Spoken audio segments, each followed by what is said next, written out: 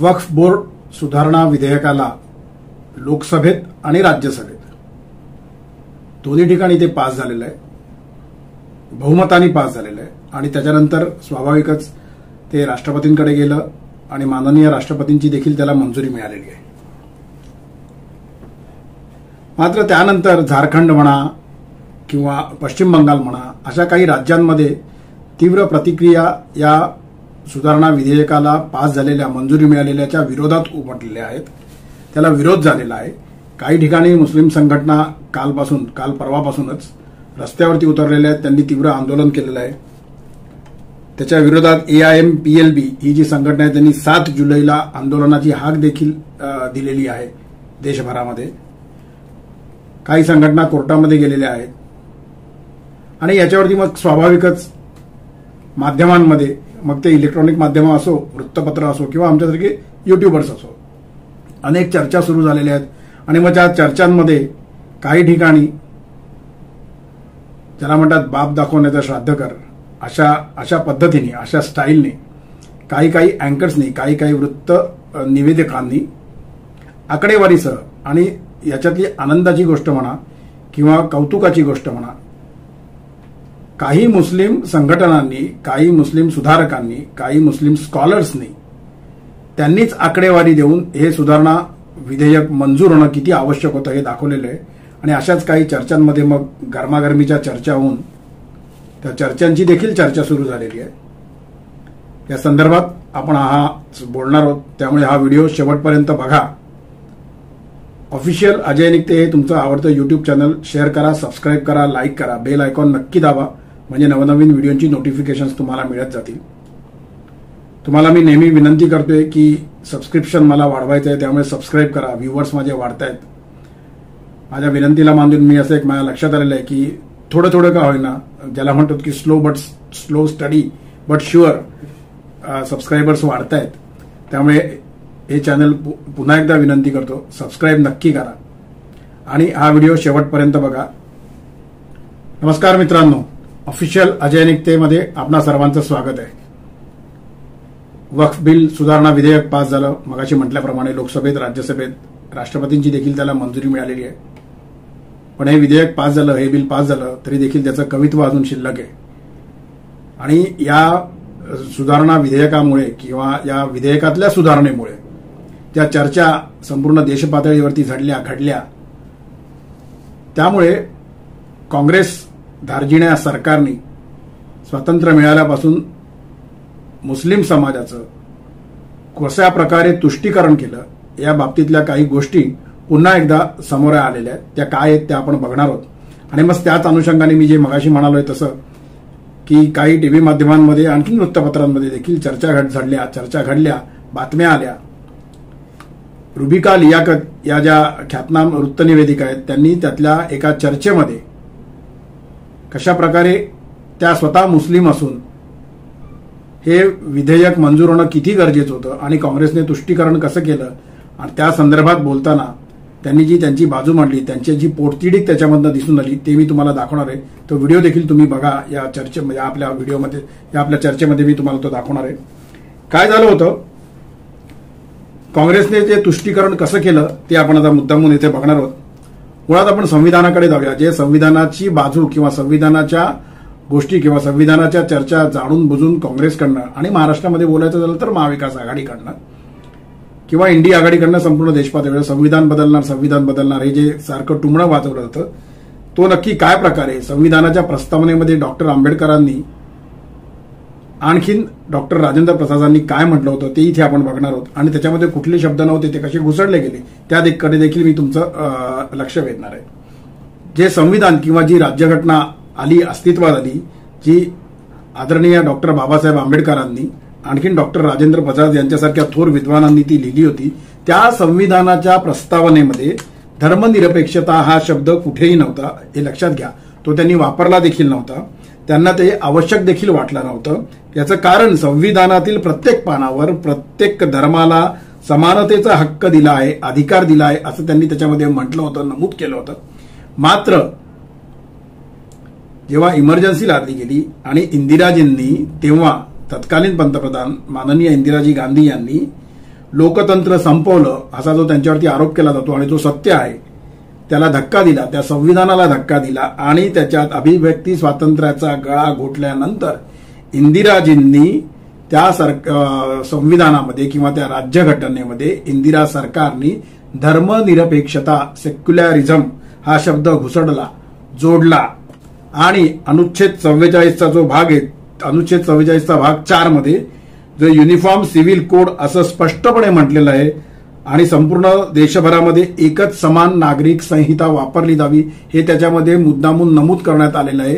त्या प्रकारची कुठलीही गोष्ट, तो संविधान 75 वर्षे लोटली आहेत आपल्या देशाला स्वतंत्र होऊन, तरी देखील यूसीसी आजपर्यंत लागू झालेलं होतं का हे तुम्ही आम्ही विचार करण्यासारखी गोष्ट आहे.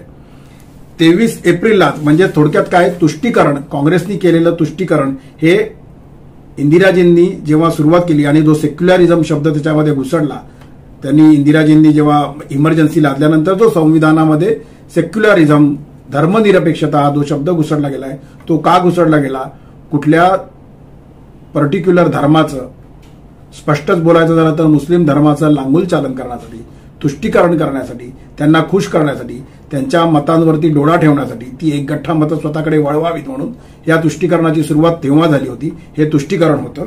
त्यानंतर लक्षात घ्या तुम्ही, 23 एप्रिल 1985 हा दिवस, ज्याला आपण म्हणतो जे सुजाण नागरिक आहेत किंवा ज्यांचं देशामध्ये चाललेल्या घटनांकडे लक्ष असतं ते नागरिक हा दिवस कधीही विसरणार नाहीत.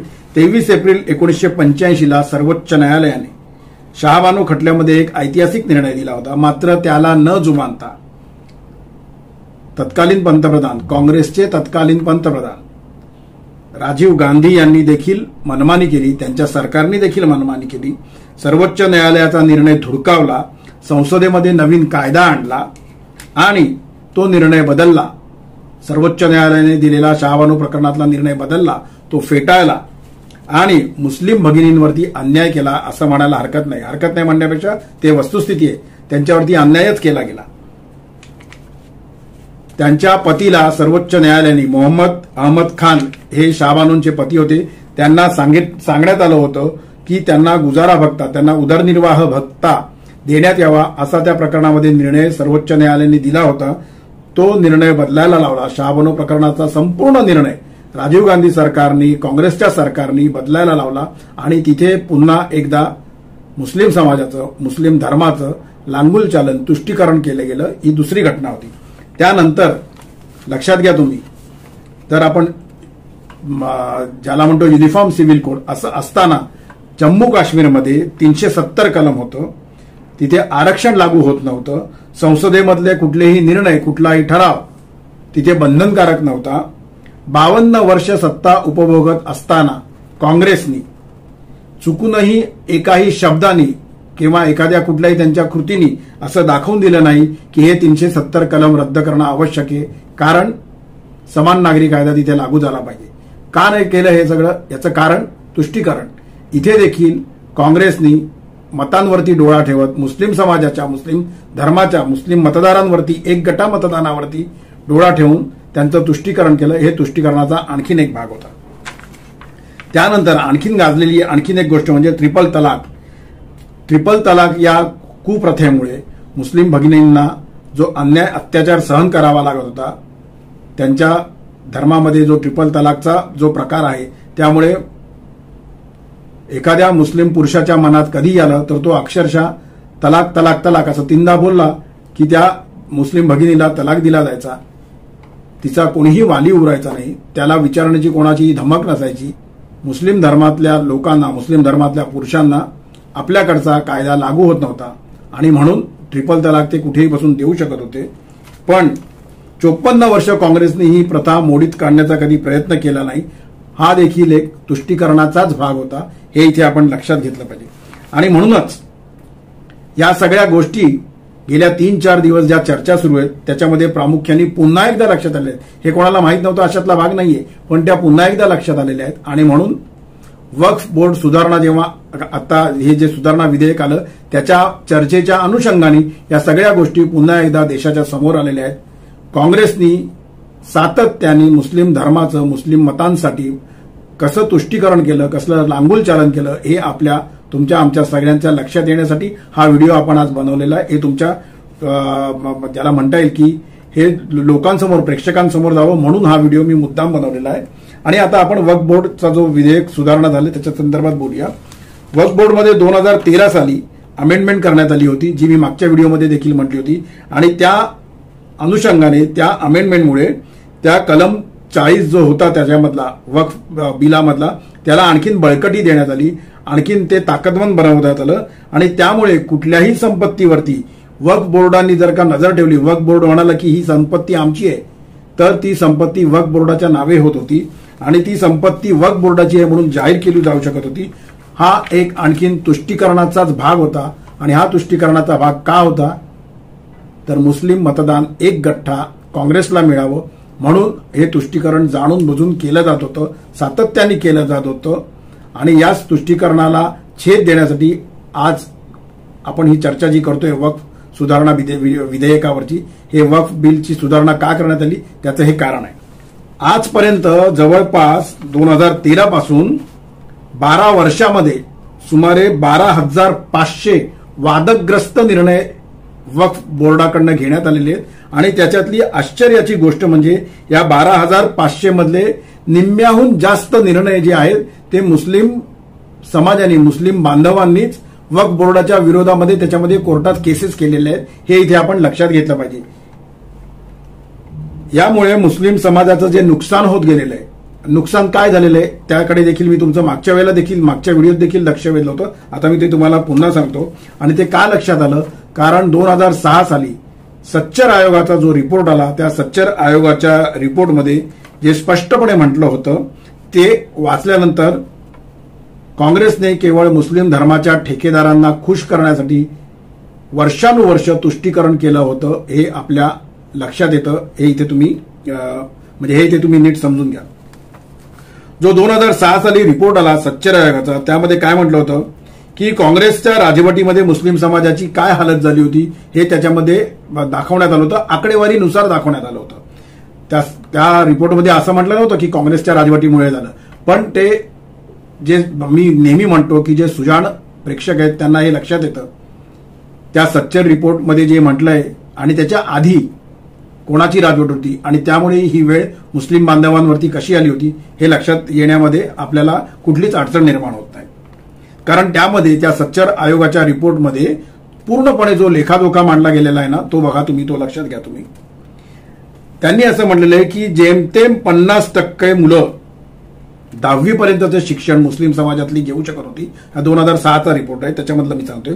आणि केवळ 25%च मुस्लिम मुलं ही शाळेमध्ये जाऊ शकत होती. सरकारी नोकरीमध्ये जेमतेम 4.9% मुस्लिमच नोकऱ्या मिळवू शकत होते. तर IAS, IRS, IPS यासारख्या ज्याला म्हणतो की यासारख्या हुद्द्यांवरती जेमतेम 3% मुस्लिम बांधव, मुस्लिम भगिनी या नोकरी मिळवू शकत होत्या, नोकरी करत होत्या. 2006च्या सच्चर रिपोर्टमध्ये हे म्हटलेलं आहे, लक्षात घ्या तुम्ही.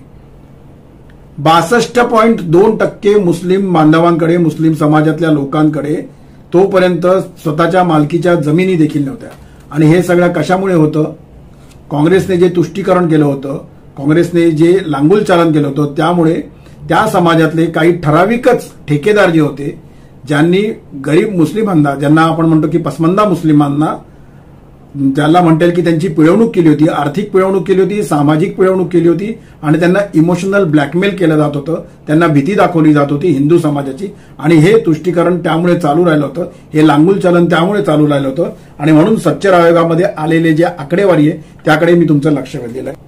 म्हणजे 2014 साली जेव्हा सरकार बदललं आणि त्याच्यानंतर झालेले बदल काय आहेत हे देखील मुस्लिम समाजातले जे काही सुधारक आहेत त्यांनी नजरेसमोर आणलेले आहेत. त्यातली एक आकडेवारी अत्यंत महत्वाची आहे, आणखीन अत्यंत इंटरेस्टिंग आहे. ती कशी आहे ती बघा. रेल्वेमध्ये त्यांनी फक्त एक रेल्वेचं उदाहरण दिलं, छोटंसं उदाहरण दिलं त्यांनी, की रेल्वेमध्ये 2009 पर्यंत केवळ 4.5% मुस्लिमांची संख्या होती आणि 2024 मध्ये ही संख्या थेट 14.16% पोहोचलेली आहे. म्हणजे तुष्टीकरण न करता देखील, एक गठ्ठा मतदानाकडे लक्ष न देता देखील एक गठ्ठा मतं मिळावीत म्हणून लांगुलचालन न करता देखील 2014 सालाच्या नंतर मुस्लिमांसाठी ज्या गोष्टी केल्या गेलेल्या आहेत त्यामुळे रेल्वेमध्ये, केवळ रेल्वेमध्ये, सरकारी नोकऱ्यांमधल्या केवळ रेल्वेमध्ये जी संख्या 2009 पर्यंत 4% होती ती 2024 मध्ये 14.16 पर्यंत गेलेली आहे. हे त्या समाज सुधारकांनी त्यांच्या चर्चेमध्ये आणून दिलेलं आहे आपल्या लक्षामध्ये. आणि मी काल आणि आज मुस्लिम समाजातले जे काही माझे मित्र आहेत, मी मागच्या वेळेच्या व्हिडिओमध्ये देखील म्हटलंय, आणि त्यातले काही या प्रकारची कामं करतात समाज सुधारण्याची, त्यांच्या लोकांना समजावण्याची, त्यांच्याशी बोललो होतो. त्यांनी देखील मला ही आकडेवारी दिली. त्यांच्याशी मी या आकडेवारी संदर्भात बोललो तेव्हा त्यांनी देखील या आकडेवारीला पुष्टी केली. ते म्हणाले की निक्ते साहेब ही आकडेवारी अत्यंत खरी आहे, अत्यंत योग्य आहे. आणि त्यानंतर एका वृत्तवाहिनीवरती जी चर्चा झाली होती त्याची लिंक त्यांनी मला मुद्दाम पाठवली. त्यातले काही व्हिडिओ मी तुम्हाला इथे दाखवणार आहे. 1-2 व्हिडिओ असतील ते तुम्ही नक्की बघा. विका लियाकत नावाच्या ज्या वृत्तनिवेदिका आहेत त्या मुस्लिम आहेत, पण त्या पोटतिडकीनी ज्या मांडत होत्या, त्यांनी ज्यांचं म्हणतात ना की आ म्हणून मुस्लिमांचं भलं करण्याचा आ म्हणून ज्या गोष्टी बोलल्या जातो तसं त्यांचं तोंड बंद केलं. हे तुम्ही त्या व्हिडिओमध्ये मुद्दामून बघा. क्यों आप लोग आंकड़ा बताने से नहीं आइडिया है? मैं बताती हूँ आपको आंकड़ा, सुनिएगा फराज किदवई साहब. हिंदुस्तान में मुसलमान बच्चे की साक्षरता पीरियोडिक लेबर फोर्स के मुताबिक 79.5% है. 79.5%. आप लोग दे रहे थे ना वजीफा मुसलमान बच्चों को, कितनी थी साक्षरता?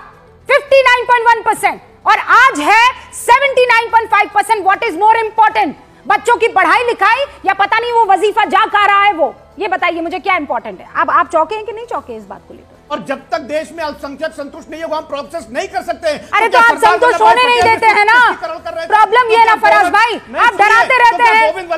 गोविंद वल्लभ नहीं सुनिए, अरे सुनिए तो मैडम, सुनिए तो क्या गोविंद वल्लभ पंत जी भी प्रदीप जी आपकी आवाज कर रहे थे? मैं तो सिंपल एक बात मैंने ये कहा फराज भाई कि मुसलमान संतुष्ट नहीं होना चाहिए. हाँ, मैं खुद एक मुसलमान बच्ची, मैं ये चाहूंगी कि इस देश का मुसलमान संतुष्ट नहीं होना चाहिए. मैं ये चाहूंगी कि हमारा यहाँ का मुसलमान बच्चा जो है नफरत से भर दिया जाना चाहिए. मैं ये चाहूंगी कि मुसलमान बच्चों को जो हक मिलना चाहिए या मुसलमान परिवारों को जो हक मिलना चाहिए वो नहीं मिले. मैं तो आपसे यही डिमांड कर रही हूँ और यही सवाल पूछ रही हूँ कि अब तक क्यों नहीं मिला? आप लोग तो सब मुसलमान मुसलमान मुसलमान करने वाले हैं. अब साक्षरता की बात है. अब मैं नौकरी में आ जाती हूँ. आप लोगों ने कितनी मुसलमानों को नौकरी दे दी और इन बीते 11 सालों में कितनों को नौकरी मिल गई? फराज भाई मैं बता देती हूँ आपको. सुनिए, नहीं, अरे सुनिए, अब सुनिए, मुसलमानों के मान सम्मान को भारतीय जनता पार्टी ने, आप लोग मुसलमानों को मान सम्मान के नाम पर आप लोग मुसलमानों को दिमाग से नहीं सोचने देते हैं. आप लोग मुसलमानों को नाक से सोचने के लिए मजबूर करते हैं. आप उनका दिमाग बड़ा नहीं करते, आप उनका ईगो बड़ा करते हैं. ईगो बड़ा करते हैं कि इसने मेरे सामने जय श्री राम कैसे बोल दिया, मैं तो ला इलाहा इल्लल्लाह बोलने वाला हूं, कैसे इसकी हिम्मत हो गई, रामनवमी पर इसने मेरी मस्जिद के सामने जुलूस कैसे निकाल दिया. अरे ये गुस्सा अगर आपको आता है, अगर आपका खून खोलता है मुसलमान परिवारों और बच्चों के लिए, तो ये गुस्सा तब निकालिए जब वक्फ में बैठा मुसलमान वक्फ की प्रॉपर्टी खा जाता है. फराज भाई तब गुस्सा कीजिए जब वक्फ में धांधली करने वाला मुसलमान बाकी गरीब बच्चों के मुंह से निवाला छीनता है और अपने बच्चों को बाहर पढ़ने भेजता है. आपको गुस्सा तब आना चाहिए जब मुसलमानों के साथ एक मुसलमान ही धोखा करे. आपको गुस्सा तब आना चाहिए जब मुसलमानों के प्रति आप लोग तुष्टीकरण कर करके बेचारे मुसलमानों को सिर्फ और सिर्फ वो मुफ्त में अनाज मिल रहा है उसकी लाइन में खड़ा कर दिया है. अलावा इसके आपने कुछ नहीं किया है. डेटा बताती हूं आपको, मैं डेटा बता रही हूं भाईजान आपको. ये रेलवे में मुस्लिम कितने थे 2006 में? 4.5 मुस्लिम कर्मचारी हुआ करते थे. फिर डेटा आता है वो बढ़कर 14.16 कैसे हो जाता है फराज भाई?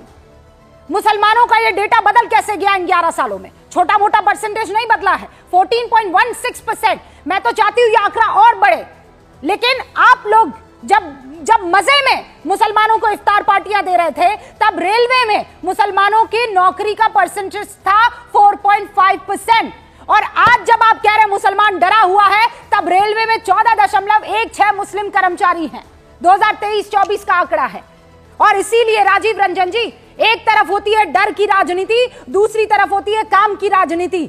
दोनों में मुसलमान पिसता और कोई नहीं। राजीव, बात यही है कि आंकड़े जो कह रहे हैं और दूसरी तरफ परसेप्शन जो निकल कर आ रहा है, इन दोनों में जमीन आसमान का अंतर दिख रहा है। और ये अंतर किसी और को नहीं समझना है, ये अंतर मुसलमानों को समझना है। सीधी सी बात है। बघितलात, हे जे तुष्टीकरण, हे जे लांगुल चालन काँग्रेस सरकारकडनं केलं गेलं, त्यामुळे मुस्लिम धर्माचे ठेकेदार मात्र निश्चितपणे खुश होते आणि त्यामुळेच ते काँग्रेसचा उदो करत होते।